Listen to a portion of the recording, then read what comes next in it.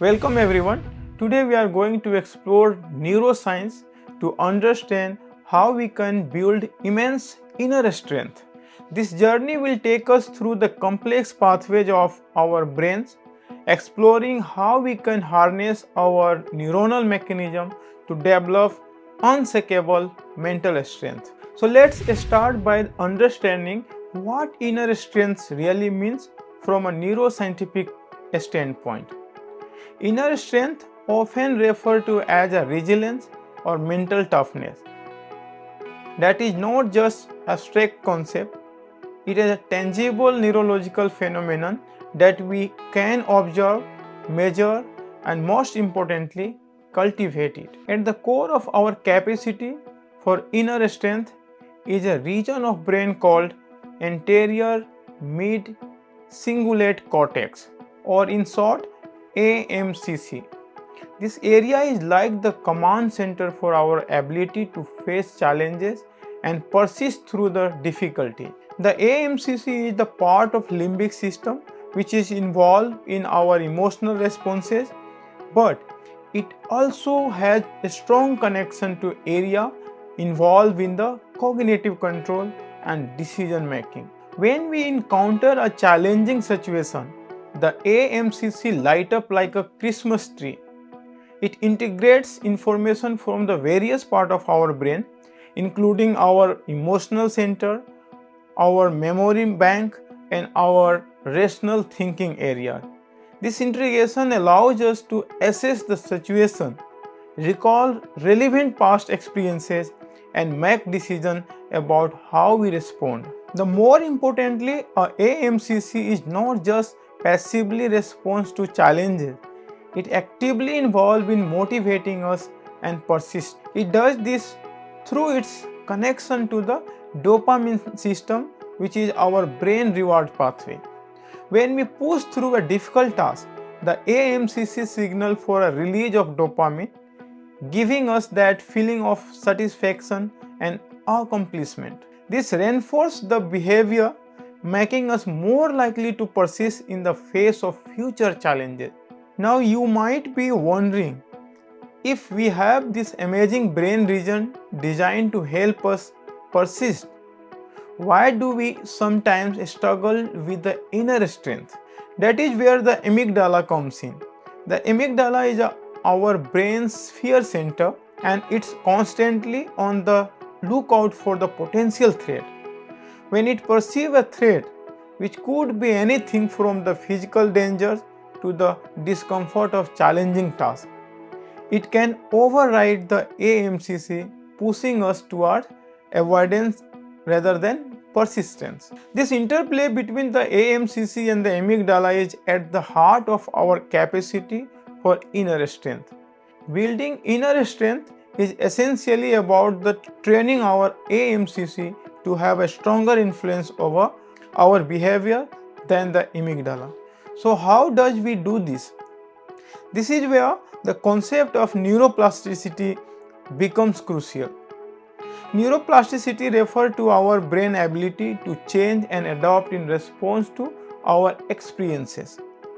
Every time we choose to face a challenge instead of avoiding it, we are strengthening the neuronal pathway associated with persistence. We are literally rewiring our brain to be more resilient. Let's look at some specific strategy for the building inner strength from a neuroscientific perspective. First, we have progressive overload for the mind.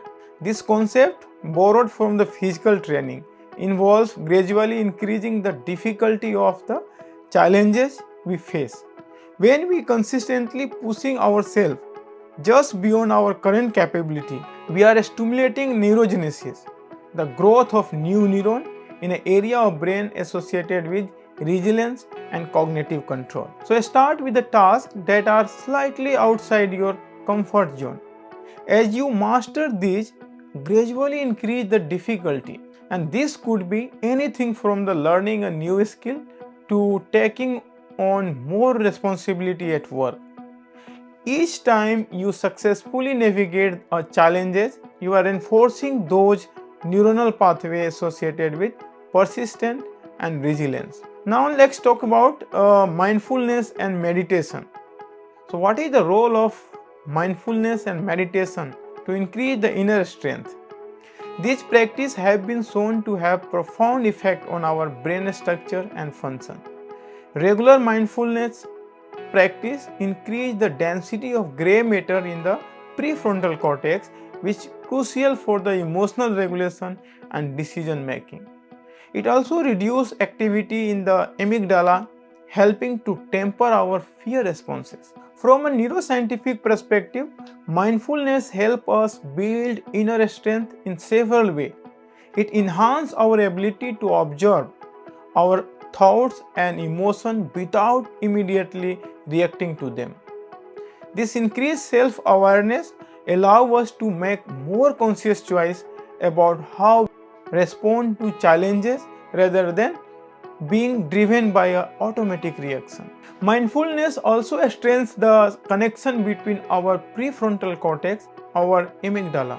This improved communication allows our rational brain to have more influence over our emotional responses and helping us stay calm and focus in the face of difficulty.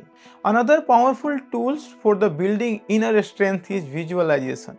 When we vividly imagine ourselves successfully navigating a challenging situation, we are activating many of the same neuronal pathway that would be involved in actually performing the task. And this mental rehearsal strengthens this pathway, making it easier for us to access them when we face the real challenge. So, neuroscientific research has shown that the visualization can even lead to physical changes in your brain.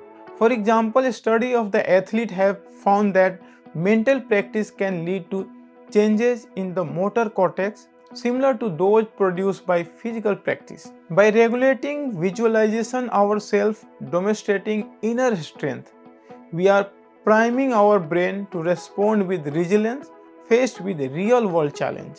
Now let's delve into the role of stress in building inner strength. While chronic uncontrolled stress can be detrimental to our health and the well-being, controlled exposure to stress can actually enhance our resilience. This concept is known as hormesis. When we expose ourselves to manageable level of stress through challenging tasks, physical exercise, or even practice like cold exposure, we are triggering a cascade of neurological responses. Our bodies release stress hormones like cortisol and norepinephrine, which in a small dose can actually improve our cognitive function and emotional regulation. Moreover, this controlled stress exposure lead to the production of brain-derived neurotropic factor that is called BDNF, a protein that promotes the growth and survival of neurons. So BDNF is like a fertilizer for our brain, supporting neuroplasticity and helping us adapt to challenges more effectively. But the key is to find the right balance. We want to expose ourselves to enough stress to stimulate growth and adaptation, but not so much that we become overwhelmed.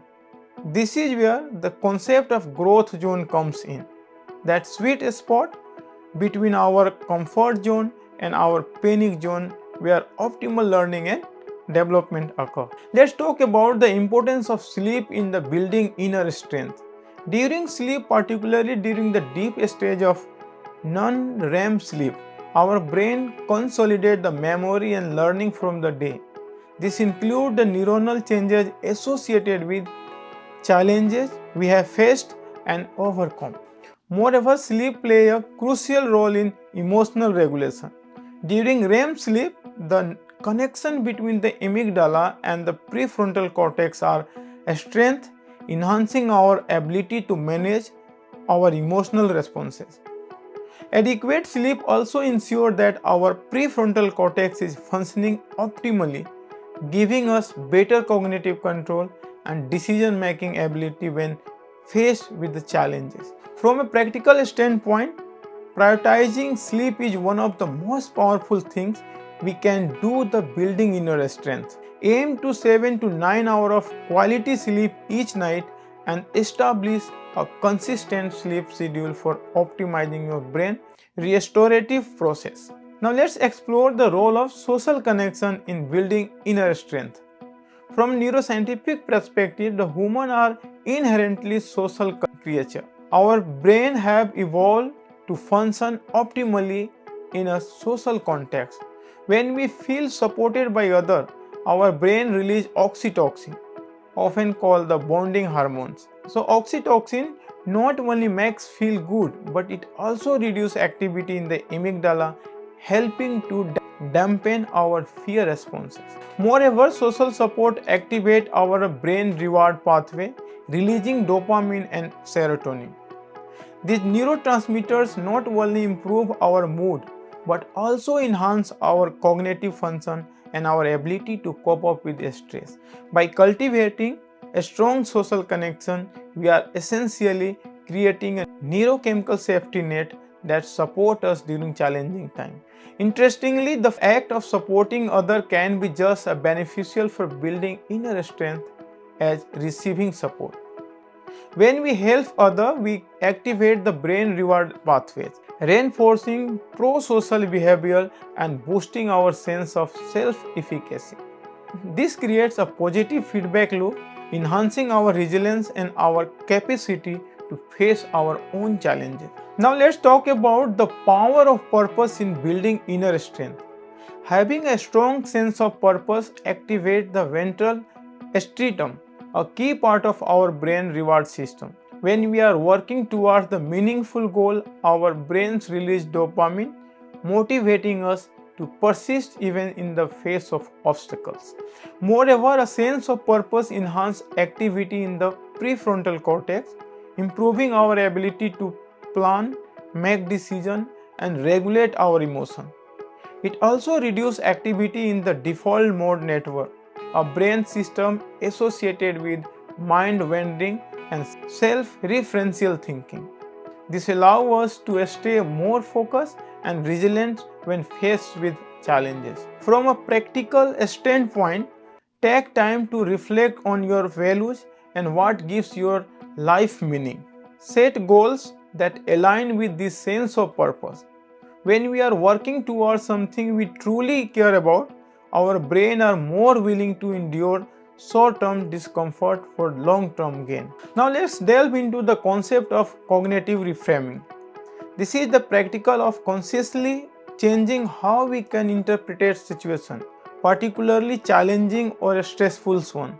From a neuroscientific perspective, cognitive reframing is incredibly powerful because it directly influences how our brain process and respond experiences. When we reframe a situation, for example, viewing a setback as an opportunity for growth rather than failure, we are actually changing in the neuronal pathway that are activated. Instead of triggering a stress response in the amygdala, we are engaging area of the prefrontal cortex associated with problem solving and positive emotion. Over time, this practice of cognitive reframing can lead to lasting changes in our brain structure and function. We are essentially training our brain to default for the resilience, solution-focused thinking patterns. So my friend, let's talk about the role of physical exercise in building inner strength. So exercise is not just good for our body, it has profound effect on our brain as well. When we engage in the physical activity, our brain releases a cocktail of neurochemicals, including endorphin, serotonin, norepinephrine. These chemicals not only improve our mood but also enhance our cognitive function and our ability to cope up with stress. So moreover, regular exercise promotes neurogenesis, particularly in the hippocampus, that is the brain region crucial for learning and memory. It also increases the production of BDNF, supporting overall brain health and plasticity. It also increases the production of BDNF, supporting overall brain health and plasticity. From a resilience perspective, the physical challenges we face during exercise serve as form of stress incubation. The physical challenges we face during the exercise serve as a form of stress incubation, helping our brain and body adapt to better handle future stress. Now let's explore the concept of mental time travel and its role in building inner strength. Our brain have a remarkable ability to protect ourselves into future and emerging potential scenarios.